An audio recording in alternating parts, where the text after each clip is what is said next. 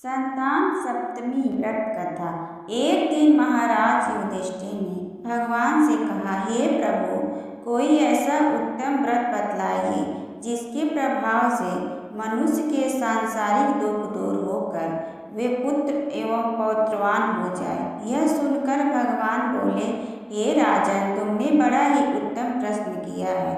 मैं तुमको यह कथा सुनाता हूँ, ध्यान पूर्वक सुनो।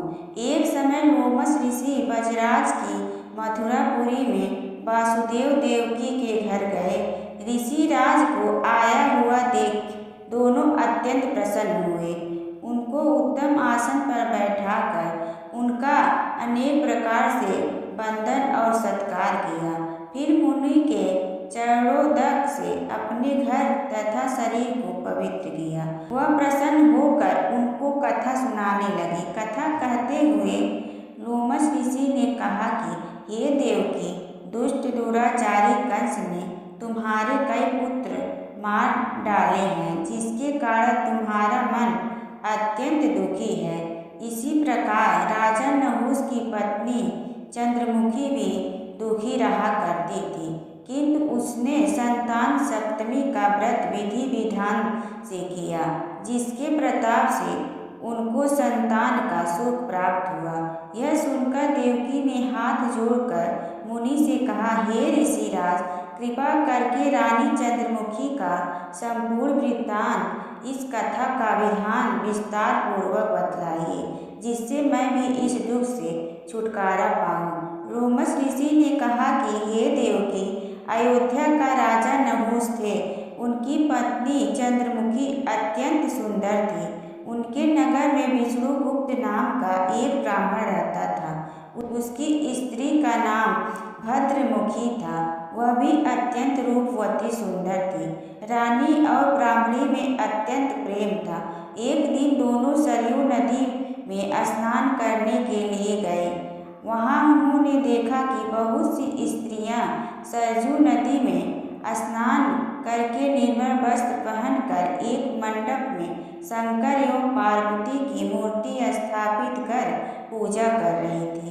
रानी और ब्राह्मणी ने यह देखकर उन स्त्रियों से पूछा कि बहनों, तुम यह किस देवता का और किस कारण से पूजन व्रत आदि कर रही हो? यह सुन स्त्रियों ने कहा कि हम संतान सप्तमी का व्रत कर रहे हैं और हमें शिव पार्वती का पूजन चंदन आदि से षोडशोपचार विधि से किया। यह सब ऐसी पुनीत संतान सप्तमी व्रत का विधान है। यह सुनकर रानी और ब्राह्मणी ने भी इस व्रत के करने का मन ही मन संकल्प किया और घर वापिस लौट आए। ब्राह्मणी भद्रमुखी तो इस व्रत को नियम पूर्वक करती रही, किंतु रानी चंद्रमुखी राजमत के कारण कभी इसको करती, कभी न करती, कभी भूल हो जाती। कुछ समय बाद दोनों की मृत्यु हो गई। दूसरे जन्म में रानी बंदरिया और ब्राह्मणी ने मुर्गी को योनि पाई, परंतु ब्राह्मणी मुर्गी की योनि में भी कुछ नहीं भूली और भगवान शंकर तथा पार्वती का ध्यान करती रही। उधर रानी बंदरिया की योनि में भी सब कुछ भूल गई। थोड़े समय के बाद दोनों ने यह देह त्याग दी। अब इनका तीसरा जन्म मनुष्य योनि में हुआ। उस ब्राह्मणी ने एक ब्रह्माणी के यहाँ कन्या के रूप में जन्म लिया। कन्या का नाम भूषण देवी रखा गया तथा विवाह गोकुल निवासी अग्निशील ब्राह्मण से कर दिया। भूषण देवी इतनी सुंदर थी कि वह आभूषण रहित होते हुए भी अत्यंत सुंदर लगती थी। कामदेव की पत्नी रति भी उसके सम्मुख लज्जित थी। भूषण देवी के अत्यंत सुंदर स्वर्णगुण संपन्न चंद्रमा के समान धर्मवीर कर्मनिष्ठ सुशील स्वभाव वाले 8 पुत्र उत्पन्न हुए। यह सब शिव जी के व्रत का पुनीत फल था। दूसरी ओर शिव विमुख रानी के गर्भ से कोई पुत्र नहीं हुआ। वह निसंतान दुखी रहने लगी। रानी और ब्राह्मणी में जो प्रीति पहले जन्म में थी वह अब भी बनी रही। रानी जब वृद्ध अवस्था को प्राप्त होने लगी तब उसके गंगा बहरा, बुद्धिहीन, अल्प आय वाला पुत्र हुआ। वह 9 वर्ष की आयु में इस क्षणभंगुर संसार को छोड़कर चला गया। अब तो रानी पुत्र शोक में अत्यंत दुखी हो व्याकुल रहने लगी। देवयोग से पूषण देवी ब्रह्माणी रानी के यहाँ अपने पुत्रों को लेकर पहुँची। रानी का हाल सुनकर उसे भी बहुत दुख हुआ, किंतु इसमें किसी का क्या बस। कर्म और प्रारब्ध के लिखे को स्वयं ब्रह्मा भी मिटा नहीं सकते। रानी अपने कर्म के कारण ही ऐसा दुख भोग लेती। इधर रानी ब्रह्माणी के इस वैभव और 8 पुत्रों को देखकर अपने मन में ईर्ष्या करने लगी तथा उनके मन में पाप उत्पन्न हुआ। उस ब्रह्माणी ने रानी का संताप दूर करने के निमित्त अपने 8 पुत्र को रानी के पास छोड़ दिए। रानी के पाप के वशीभूत होकर उन ब्रह्माणी पुत्रों की हत्या करने के विचार से लड्डू में विष मिलाकर उनको खिला दिया।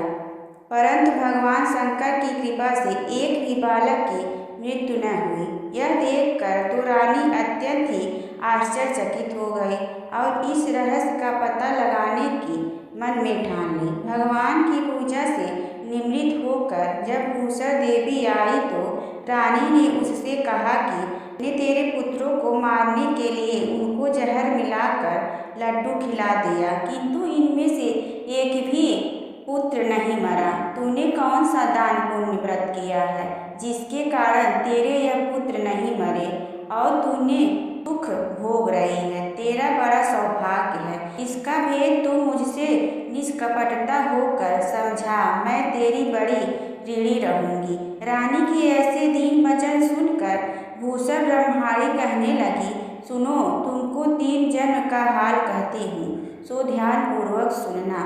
पहले जन्म में तुम राजा नहुष की पत्नी थी और तुम्हारा नाम चंद्रमुखी था। मेरा भद्रमुखी था और ब्राह्मणी थी। हम तुम अयोध्या में रहते थे और मेरी तुम्हारी बड़ी प्रीति थी। एक दिन दोनों सरयू नदी में स्नान करने गए और दूसरी स्त्रियों को संतान सप्तमी का उपवास शिव जी का पूजन अर्चन करते देखकर हमने इस उत्तम व्रत को करने के लिए प्रतिज्ञा की थी, किंतु तुम सब कुछ भूल गए और झूठ बोलने का दोष तुमको लगा और तुम आज भी भोग रही हो। मैंने इस संतान सप्तमी व्रत को आचार विचार सहित नियम पूर्वक सदैव किया और आज भी करती हूँ। दूसरे जन्म में तुमने बंदरिया का जन्म लिया और मुझे मुर्गी की योनि मिली। भगवान शंकर की कृपा से इस व्रत के प्रभाव तथा भगवान को इस जन्म में भी न भूली और निरंतर उस व्रत को नियम पूर्वक करती रही। तुम अपने बंदरिया के जन्म में भी भूल गए। मैं तो समझाती हूँ कि तुम्हारे ऊपर यह जो भारी संकट है उसका एकमात्र ही कारण है और कोई दूसरा कारण नहीं हो सकता। इसलिए मैं तो कहती हूँ कि अब भी संतान सप्तमी व्रत का विधि विधान सहित पूजा करिए, जिससे तुम्हारा यह संकट दूर हो जाए। लोमस ऋषि ने कहा, हे देवकी, भूषण ब्रह्माणी के मुख से अपने पूर्व जन्म की कथा तथा संतान सप्तमी व्रत संकल्प इत्यादि सुनकर रानी को पुरानी बातें याद आ गई और पश्चाताप करने लगी तथा भूषण ब्रह्माणी के चरणों में पकड़कर क्षमा याचना करने लगी और भगवान शंकर पार्वती जी की अपार महिमा के गीत गाने लगी। उस दिन से रानी नियमानुसार संतान सप्तमी का व्रत किया, जिसके प्रभाव से रानी को संतान सुख भी मिला तथा संपूर्ण सुख भोग कर रानी शिवलोक को गई। भगवान शंकर के व्रत का ऐसा प्रभाव है कि पथभ्रष्ट मनुष्य भी अपने पथ पर अग्रसर हो जाता है और अंत ऐश्वर्य भोग मोक्ष को प्राप्त हो जाता है। लोमस ऋषि ने फिर कहा, हे देवकी, तुम भी इस संतान सप्तमी का संकल्प अपने मन में करो तो तुमको भी संतान सुख मिलेगा। कथा सुनकर देवकी हाथ जोड़कर लोमस ऋषि से पूछने लगी, हे ऋषिराज, मैं इस पुनीत संतान सप्तमी के व्रत को अवश्य करूंगी। कृपा करके आप कल्याणकारी एवं संतान सुख देने वाले इस संतान सप्तमी व्रत का विधान, नियम, विधि आदि विस्तार से समझाइए। यह सुनकर ऋषि बोले, हे देवकी, यह पुनीत संतान सप्तमी व्रत भादों के महीने में शुक्ल पक्ष की सप्तमी के दिन किया जाता है। उस दिन ब्रह्म मुहूर्त में उठकर किसी नदी अथवा कुएं के पवित्र जल में स्नान करके निर्मल वस्त्र पहनने चाहिए। श्री शंकर भगवान तथा जगदम्बा पार्वती जी की मूर्ति की स्थापना करें। प्रतिमाओं के सम्मुख सोने चांदी के तारों का अथवा रेशम का एक गंडा बनवाएं। उस गंडे में 7 गांठें लगनी चाहिए। इस गंडे को धूप, दीप, अष्टगंध से पूजा करके अपने हाथ में बांधें और भगवान शंकर से अपनी कामना सफल होने की प्रार्थना करें।